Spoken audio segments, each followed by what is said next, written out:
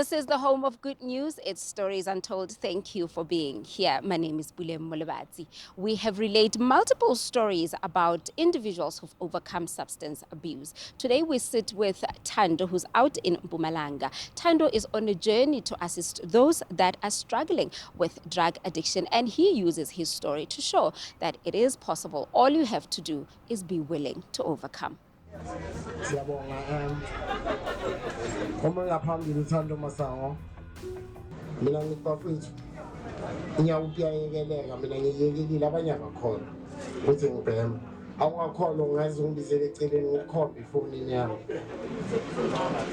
hawu mama uyazi ukuthi ngibhema but mina ngizela ngizongitshela ukuthi ngiyawupiyayekeleka and sizela sicele isankha awufuni ke rehab sicela ukuthi uhambe uyilela thandela sisankha abantu abanengi azange bathembe ukuthi ngizophenduka abantu abanengi azange bathembe ukuthi ngizothenga mara kodwa ngichenjile and ngichenjile bathi sikupha 2 months ngina 5 years.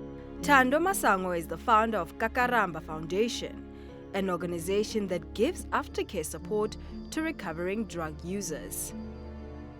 Thando, when he explained his story, gwaba nendo engathi iyasala engqondweni yami, because Thando is speaking of the real what you call experience anayo as a person. Angazi ke wantshela story sakhe ukuthi he was once working employed right, but because of this thing esikhuluma ngayo namhlanje, which is Nyaube, he has lost almost everything. We asked Thando why aftercare.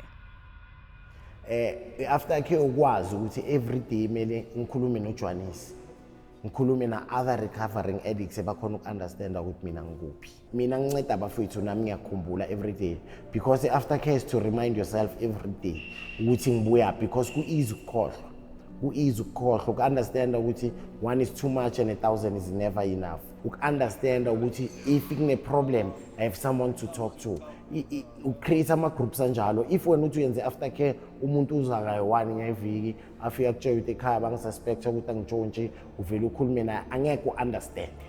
Wena nguwe kumele um-understand, mina ngibuya lapho mina ngiyakhona ukumtshela ukuthi mfethu nami lento leyo ingenzakalele. You know, if ukhuluma nomuntu and you relate uba ne-sense of uba ne-sense of relief ukuthi awuloya muntu lento imdlulile nami lento ingandlula kimi. One person who truly relates to Thando's story is his neighbor Sbusiso, who is also a recovering drug user. Thando sikhule naye, sikhule sonke la ekhaya la nasenza ama-pool party kanjalo, sithanda izinto, sithanda amantombazane kanjalo. Around lesikhathi mina ngiceda ukucala naye wajoyina naye ngendlela yakhe. So mina ngakhuthala kakhulu ngoba uThando njengoba kumakhelwane wami nokumbona aloku azama ngimtshela athi ngelinye ilanga ngizophumelela, ngimtshela ngithi ngelinye ilanga ngizophumelela nakanjani, nami ngiyazama yabo, kodwa mina benganayo imotivation enkulu. So yena ifikile isikhathi sakhe safika kuqala kunami, ngabona ngaye ukuthi hayi lento le yenzeka. Wakhulu uThando, waba mkhulu o-responsible nasekhaya kubo yonke into, sebenza kahle yonke into, waba successful. So nami ngiyabona ukuthi it's possible, because umakhelwane wami just ohlala la 1 2 3 from la ekhaya nangu impilo yachubeka, uyadrive yonke into ihamba kahle, unomndeni wakhe, umntwana wakhe baphila kahle. So into enjalo yangikhuthaza kakhulu. Sbusiso also shared with us how much loss he has suffered due to drugs. So ngilahlekelwe abantwana, ngalahlekelwa umsebenzi, imali, ngaphinde futhi ngaboshwa, which means nginama criminal record ayenza ukuthi kube nzima futhi nawo ukuthi ngiphinde ngithole umsebenzi. Umsebenzi okuyiyo lo unganginceda ukuthi ngihlale isikhathi eside ngiclean, yabona, because mose uyekelile ubhema kufuna kumele ngihlale isikhathi ungayenzi lutho, even noma ngabe into engabhadali, but kumele ube busy ngesomething ngesikhathi sakho ku-environment e-right. Ama-drugs is a slow poison. Ngabe shukuthi the way sibanika amandla ngakhona lama-drug dealer mebathanda bangasibulala sonke, bangafaka something lapha kuleya drugs leya ukuthi izo-activate after maybe 2 years which means after 2 years 250,000 ye-youth izobe out, then bese baqale bayenzani bathatha over i-country. So I think South Africa mele bavuke labantu laba baphethe. One of the things these two gentlemen do to give back to their community is going back to the very same people they used to do drugs with and lure them back into the light they now walk in. This dilapidated post office has now become a home to drug users.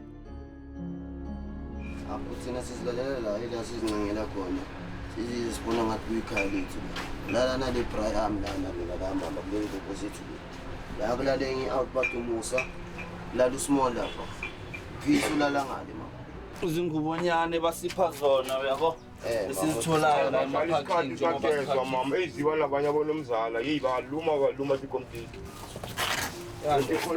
mama kunemvula mama siprotecta ile shelter le udinga ngini ngithi uyabona la ile wesincenga ngakhona.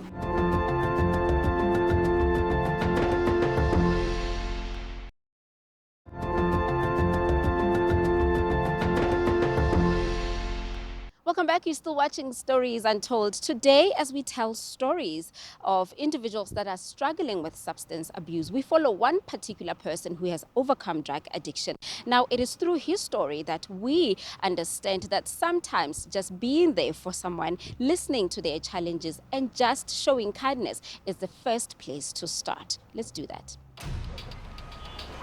For 16 years, Thando used to smoke with some of these guys.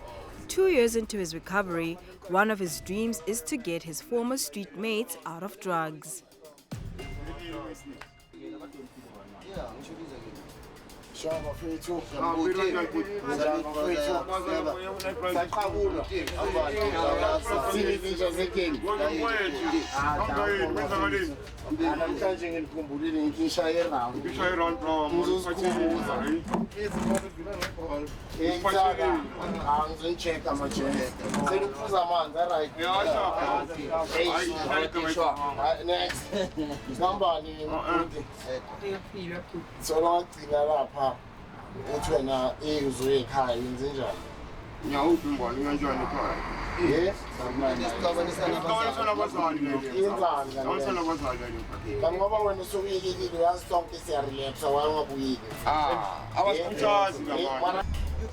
Together with Sbusiso, they have made it a habit to come and show love to these guys, in hope that they can also get the courage to leave the life of drugs.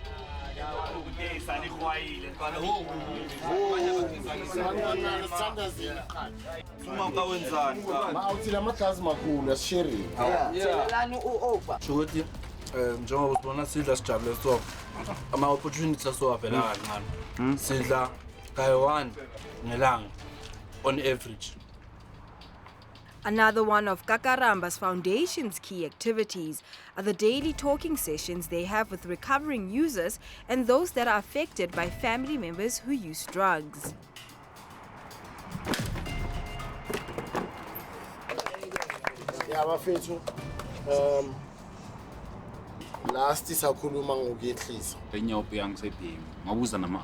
This is the one part of the foundation that Thando holds dear to his heart. It's very important to me ukuthi silisane nama-drugs because ama-drugs akekho umuntu owabhemayo owathandayo.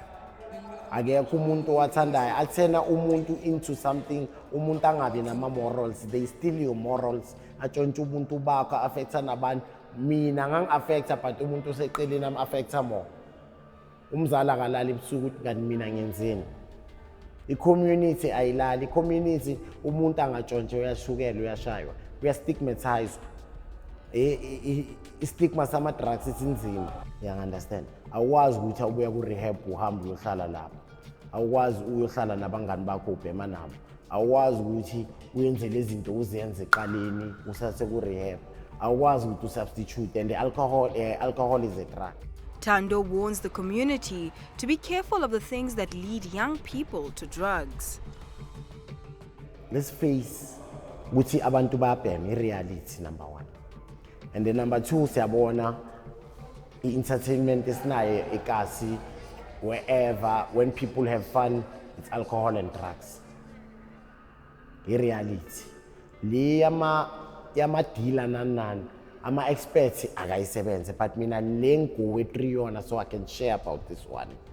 Yabona? Leyo I can share 100% ukuthi reality iqale kanjani igcina kanjani, because make no mistake, ihabli utshwala i-gateway drug. Yabona, mina ngibhema inyawupe, but laba abantwana abancane sebasebenzisa ama-party drug ama-2000. Babhema ihabli, babhema i-crystal, babhema i-cats, aba-rich babhema i-cocaine.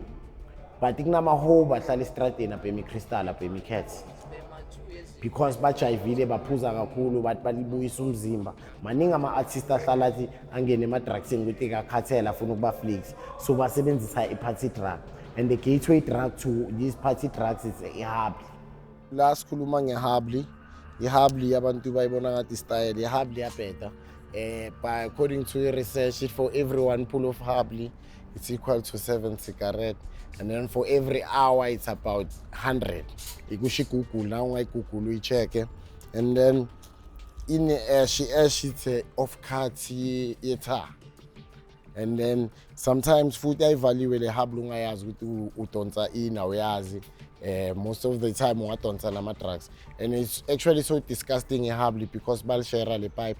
Maybe munya sazu bugo enzani ngomlomo wake na uyafaka amagamsa bleed uyafaka yabona. And habli most of the time it's a gateway drug to most drugs.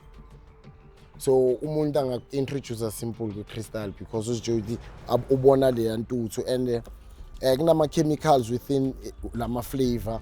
The more you smoke hablis, the more it has oxygen emqondweni wakho, and then umqondo wakho ufunction slow. So when the more you have, if you can react to some 2 seconds, when so you react to 5 seconds. So if I'm on the phone, it will be more. So if you can Google more and check, and so a habli is very much dangerous. It's disgusting actually. Awubheka the way abantu bayishare ngakhona ukuthi into ebhedayo, and i-trend, I mean thina sikhula ubhema igwayi sizifihla, abantwana bamanje abasizifihli kuphi ubuntu, nabazali bathi ihabli ayingozi ukudlula insango negwayi ihabli. He paints a picture of how bad drugs have affected the Mpumalanga province. Last stats esinaso, City Wheatbank is the second highest in the country. Second highest in the country. So I think we must go back to the basics. Because one way or another, according to what I think, someone amaziyo noma ngekho eduze kwakho affected ngama drugs. Lemoni lisenza strong mama, Yibo. ngathi silwane siphila phakathi kwakho. Iyaphila vele nje. Iyaphila.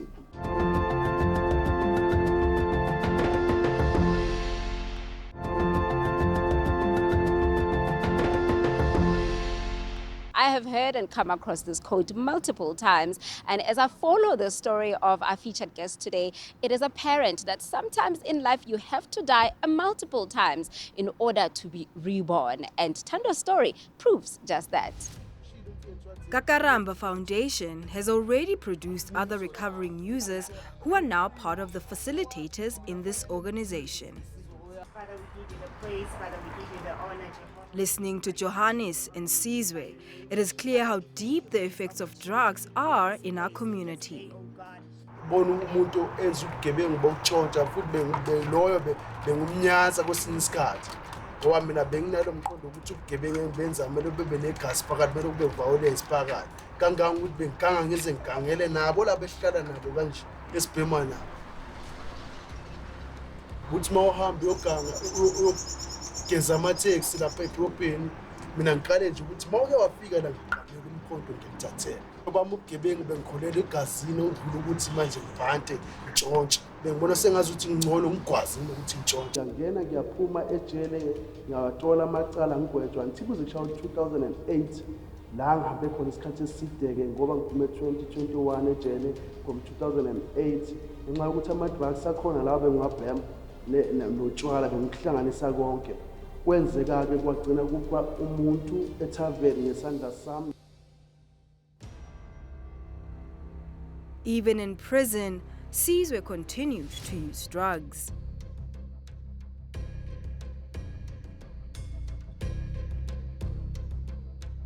Kwesinye isikhathi-ke baye bawafake bengazi ukuthi ama-drugs ngesimo sokuthi usuke ukhandile leyo nto oyikhandayo noma ukhanda amazimba wafake phakathi wawafutha futhi lawo mazimba wafaka i-super glue ukuthi uma eshake ezwe sengathi kunamazimba phakathi kanti sekunama-drugs khona lapho phakathi kumazimba.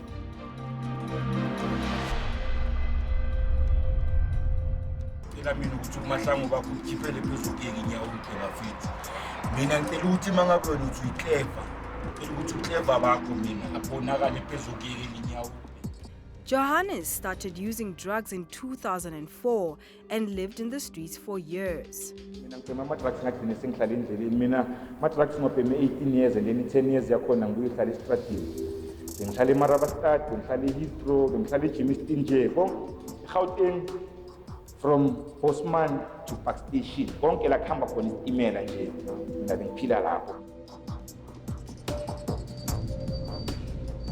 Unokubhema uzufikenele epointini lokuthi mangingaboshwa mhlambe ngingaba right ke ngafika lapho kulelo point ukuthi mangingaboshwa mhlambe ngasizakala ngayiyela bakubophe laba bangazi ukuthi wena uboshwe nofike lapha epolice station bamangale bakucoshe ukuthi hamba nalabantu beni. One day, he decided to stop drugs, left the streets and went back home. He explained to us how painful the withdrawal symptoms were. Mentally iyakutshela lento le ukuthi yabona manje u7 uvukile u9 angeke ushaya usaphila wena lapha la engqondweni yami kuba naloko ukuthi vele nje njengoba sengivukile mangapheli 3 hours and lezo sikhathi ingqondo mayikutshela kanjalo umzimba mawuthi awulalela uyabona ukuthi lo mzimba uyafa ngiba week ngiyajuluka within hours ngabe sengihlanza manje mina ngathi or bese kuweso bese ngibheme kakhulu mina mengivuke ngo7 mekushawa u10 ngingakabhemi ibruku lami bese ligcwala mina bese ngizigagela practical akusimni one baningi vele ngababuza nala endleleni ibanjalo ihamba to that extent. Now working together with Thando, all three believe that the recovery journey is a lifelong one, and through Kakaramba Foundation they are on the right track. Drugs akusinto ukuthi sengitshela ukuthi hayi ke sengiliyekile ngoba sengineminyaka emibili nje ngingasalibhemi drugs. Ukuyeka drugs into osuku nosuku. Aka ukuthi umqondo wami sakhona ukucabanga usuku nosuku ukuthi kwesinye isikhathi mangijabule kakhulu, kwesinye isikhathi mangigwade kakhulu. Yakhona ukuthi ngitshela ukuthi kuze ngibe sesimene esiright esinormal kungcono ngiyobhema. Uphinde uthi umqondo wami ngayithathela isinqumo lento ngokuthi angisayifuni angisafuna ukubuyela emuva. They voiced their need for help from the government and the community at large. Department of Social Service in Mpumalanga niyasifila. Niyangena emalokishini every day niyayibona lento to our leaders, different leaders, religious, politically, community leaders niyasifila. Ngama dropouts esikolweni ngama drugs. Department of Education ikhipha istats ithi ama drugs. Ay problem esikolweni. Social development isifila si country sonke abantu bayabulawa ngama drugs. Abantu bayachayisana la zindleleni badayiwe utshwala. It's a drug, mind altering substance. Isports asekho. Abantu bayaphuza. Entertainment esinayo to the utshwala. Abantu abaningi vele ababhema inyawo babagcolela edradini. Abaningi bakhona vele banometric babhema nabo metric babo lapha edradini ngesimo sokuthi bahlule kuyiqhubeza ngesikolo futhi nalemsebenzi ayikho. Where are our future leaders? Where are our teachers? Where is our production? Where is our economy as a country? Yenzakalani crime rate?